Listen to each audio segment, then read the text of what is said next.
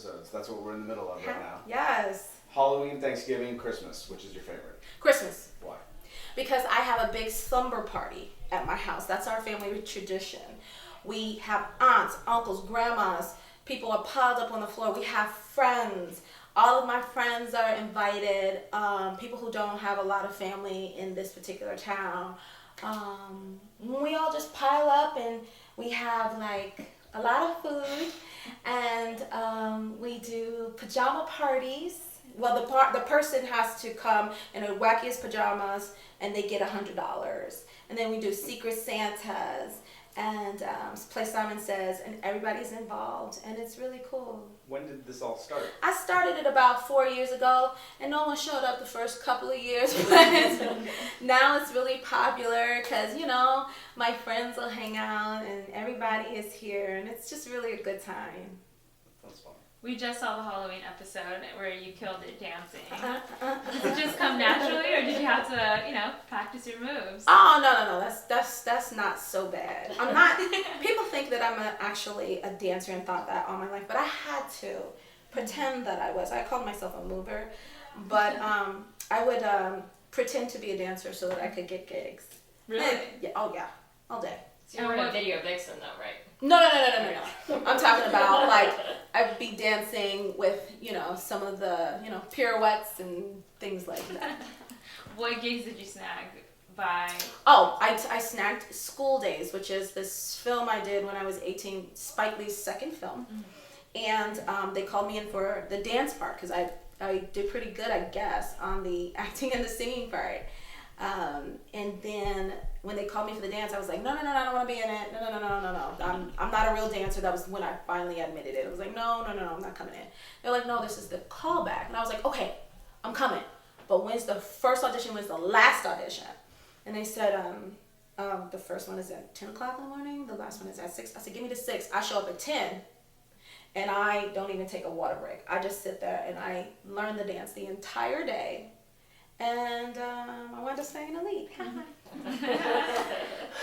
Awesome. But that's how I fake it. Fake it till you make it. That's right. Well, it seems like you guys all click really well on set. That's my TV family already. Yeah. I love them. I mean, for such a new show, it seems It's like it's going crazy. surprisingly well. Do you feel that? It's crazy. I think I would attribute it to all of us being veterans. You know, we all get it. Like, it's, even if it's just 5 years, 5 years is a short time in our lives. And we just, you know, we'll just have fun doing it. There's no ego. Nobody's coming from an egotistical place. And we really love each other. It's crazy. I can't wait to get here every day. Ken is an amazing leader. Him and Mike. And I think it does start from the top. You know, he set the standard. And he's such a good guy that you just want him to win. And that's why it's easy to be here, I think. You know, and to support. It's easy to support because you want them to win.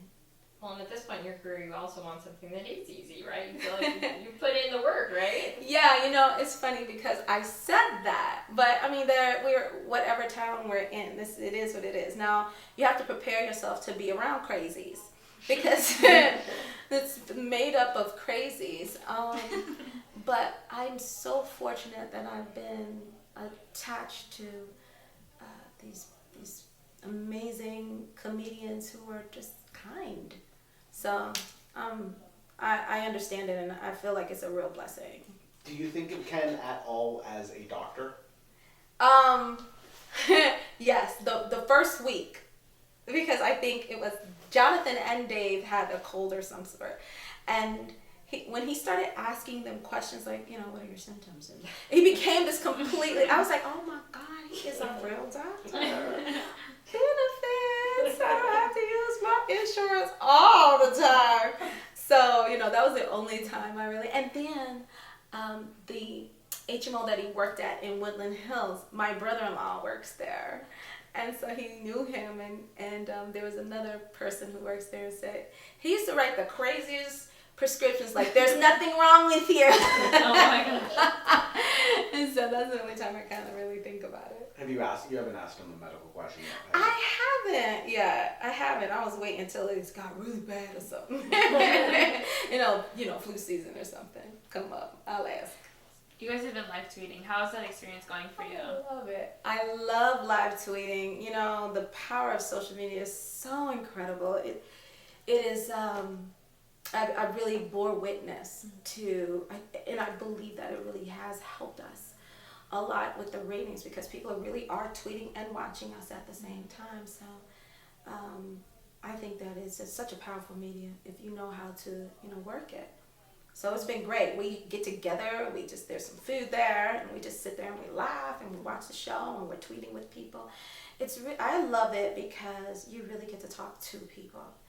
And I'm very social, but other than that, I love being able to reach out and touch. And people know that we're actually real beings, that we don't really take ourselves as seriously. I know that our jobs are sensationalized, but we just really, it is a job, and we do have fun with one another. We want people to, we know that it's coming across on screen, but we really want people to know. And so live tweeting helps that. Nice. As a kid growing up, and even now, one of my favorite things about the holiday season and network television was when there would be a Halloween episode on Halloween. Mm-hmm. Do you have specific memories of holiday episodes of shows that you watched that really kind of stuck out for you? Oh, I gotta think about that. Oh gosh, I can't think of one right now. That was a good question. You have to come back to me on that because I'm sure it's gonna pop out. I'm sure there's a Brady Bunch or something. You know what? I have to say, I think what would stick out to me mostly were like the Charlie Brown episodes that would come on because we didn't have cartoons at night. No, we didn't have cartoons 24 hours a day, people. So those were like big deals to me. Being a child and going, we're gonna watch a cartoon at night, like the Great Pumpkin, Charlie Brown, or Charlie Brown and his little crunchy tree. The one stick. That one little stick with the little leaf holding on for dear life. Those are the things that stuck out to me.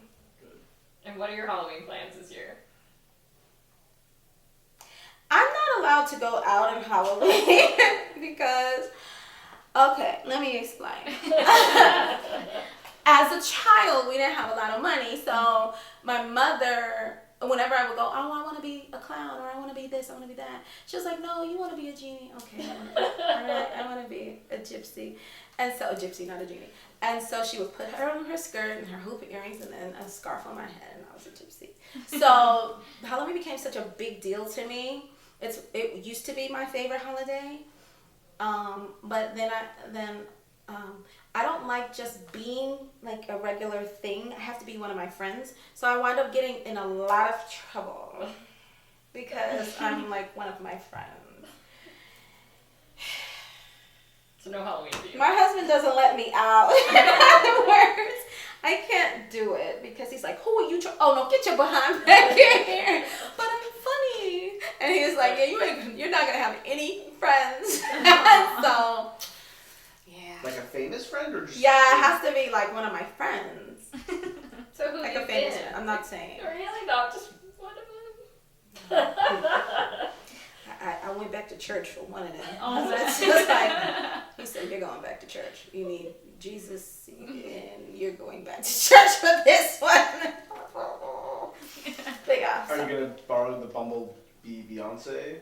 No, I'm just gonna let my kids be, and then that's the only time I can do trick or treating now, and that's it. Are you involved in their costumes, or do they get to pick theirs? They have to pick theirs. I used to. I used to use them as props, as my props. But I can't anymore. So Halloween is no longer my favorite holiday. Maybe you should just go back to being the gypsy. I don't want to be a gypsy. I just had a flashback. I think I just became 6 again. Oh my gosh. Just now, like I don't want to be a gypsy anymore. Awesome. Were you like the Goldbergs? The Goldbergs Halloween episode? She always dresses up with her son. Right. The parent, mother, son I did costume. that. I did that. Did you do that with your kids? I did. We did like a mini-me and Dr. Evil. But here's another thing, like my son, when he was like 3, his hair was growing in patches. It wasn't all, growing in at once. And so he had like little bald spots. And so I did the same thing, I got a bald cap and then I just put hair all over. And my